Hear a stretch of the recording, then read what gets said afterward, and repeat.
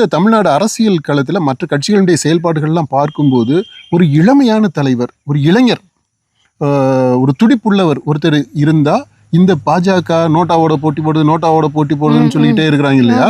So அதை மாற்றணும் அப்படின்னு சொன்னால் இளைஞர்களை ஈர்க்கணும் அப்படின்னு சொல்லிட்டு அது ஒரு திட்டத்தோட இவரை தலைவராகிறாங்க. அந்த முடிவில் நான் நினைக்கிறேன் அது சரியான முடிவாக தான் இருக்குது. என்னை பொறுத்த மட்டும் அது மிக சரியான தமிழக பாஜக எடுத்த முடிவுகளில் அமித்ஷா பெரிய ஸ்ட்ராட்டஜிஸ்ட்லாம் சொல்கிறாங்க. அப்படிப்பட்ட ஒரு ஸ்ட்ராட்டஜிஸ்ட் தமிழ்நாடை பொறுத்த மட்டும் எடுத்த ஒரு சரியான முடிவு என்ன அப்படின்னா அண்ணாமலையை தமிழக பாஜகவுக்கு தலைவராக்குனது. அவர் தலைவரான உடனே அவர் நிறைய விஷயங்கள் செஞ்சார். நல்ல விஷயங்கள் தான் செஞ்சிருக்கிறாரு. அவருக்கு யாரெல்லாம் அவர் ஓரங்கட்டிட்டு தலைமை பொறுப்புக்கு வந்துட்டாரு அப்படின்னு நினைச்சாங்களோ அவங்க எல்லார்ட்டையுமே ஹி ரீச்ட் அவுட் தான். இவராக முன்ன வழியை போய் அவங்கள்ட்ட பேசி ஒரு சுமூகமான உறவை கட்சிக்குள்ள ஏற்படுத்துறதுக்கு முயற்சி பண்ணாரு. அதில் ஓரளவுக்கு வெற்றி அடைஞ்சாருன்னு நினைக்கிறேன்.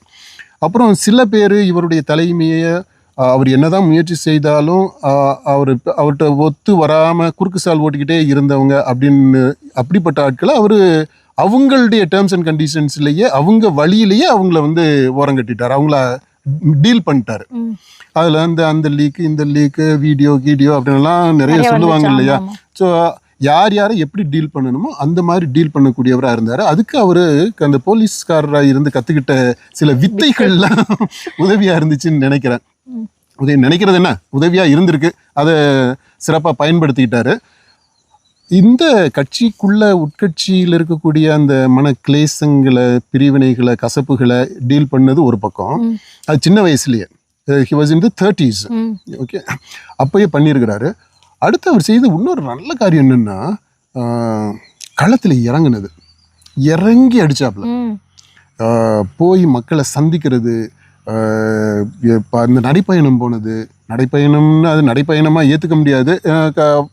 நல்ல சொகுசு வண்டியிலேயே போயிட்டு அந்த ஊர் பக்கத்தில் வந்தோடனே இறங்கி கொஞ்சம் தூரம் நடந்து போயிட்டு ஒரு வாக் போகிறது மாதிரி அப்படி போனார். ஆனால் அதுவே ஒரு பெரிய எழுச்சியை உருவாக்கி விட்டுச்சு. அந்த பயணம் தமிழ்நாடு முழுக்க சுற்றுப்பயணம் போனது முழுசாக நிறைவு செய்தாரா என்னன்னு எனக்கு தெரியல.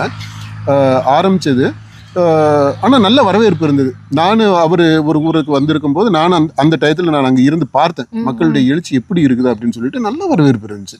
நிறைய இளைஞர்கள். அதனால அந்த இளைஞர்களை கவரக்கூடிய ஒரு சக்தியாக அவர் கண்டிப்பாக அண்ணாமலை இருந்திருக்கிறாரு. அதுவுமே இந்த பாஜகவுக்கு ஒரு புத்தெழுச்சியை, மறுமலர்ச்சி ஊட்டக்கூடியதாக இருந்துச்சு.